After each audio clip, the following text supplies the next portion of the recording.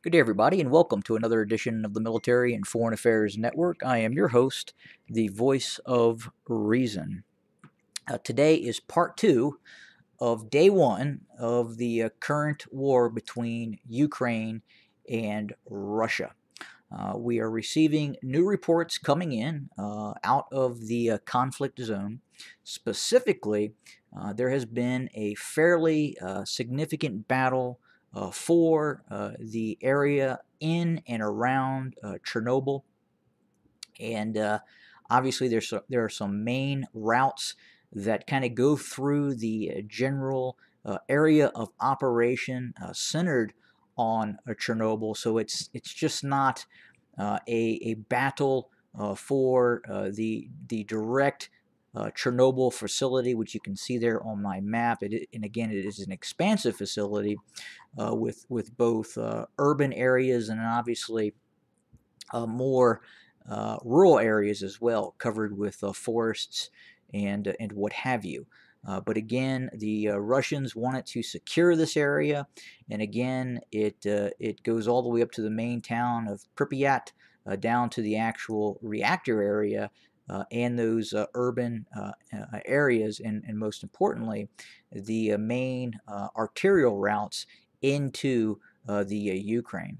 And apparently, there was a National Guard unit that was designated to defend the Chernobyl area of operations. It would appear that those forces quite possibly have capitulated, and the Russians have seized control over the Chernobyl area of operation. So again, this is that northern area of the Ukraine, near the kind of the tri-border area. Now, with that being said, this is the P56 roadway, and that continues to lead south, which turns into the P2, which eventually leads down to that airbase that I talked about, where the Russian VDV and Spetsnaz formations had gained control of this airbase. So again, very, very important to drive out those Ukrainian units around this main advance route, so the Russians could get down and seize control, or basically back up those VDV formations closer to the capital, Kiev. We're also hearing that, and this is unconfirmed, that the Ukrainians have started blowing bridges. And this is very, very important. Obviously, it's the destruction of infrastructure, but at the same time, this could slow the actual Russian advance. And we're just going to kind of look at possible bridges that could have been blown by the Ukrainian military, Ukrainian army, or the Ukrainian National Guard. Our understanding that there was a Ukrainian National Guard unit that had been positioned in this area near Chernobyl and in Chernobyl to engage the Russian forces that were going through this area.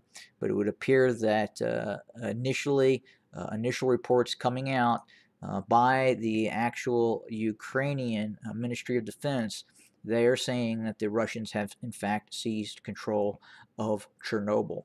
And again, we continue to hear reports that the Ukrainians are starting to blow bridges. And again, this is very important.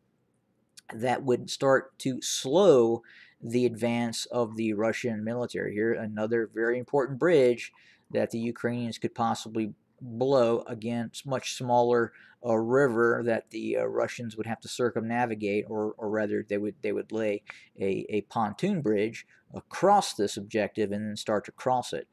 But again, that takes time and a certain skill set that the Russians would have to bring up in order to cross these bridgehead areas.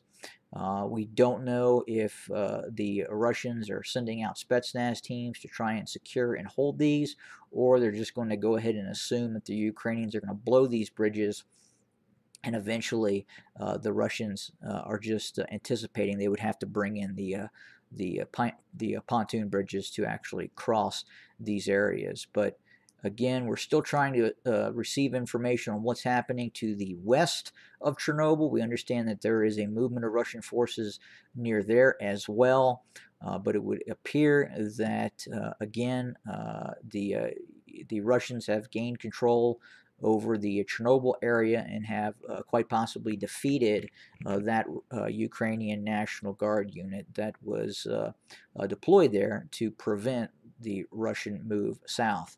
Obviously, there are more Ukrainian assets further south, probably better trained assets as well, that the Russians are going to have to engage and destroy. But initially, right now, on part two, day one of this operation, it would appear the Russians have taken Chernobyl. We will continue to monitor and report and bring you more information as it occurs. Have a good day, everybody.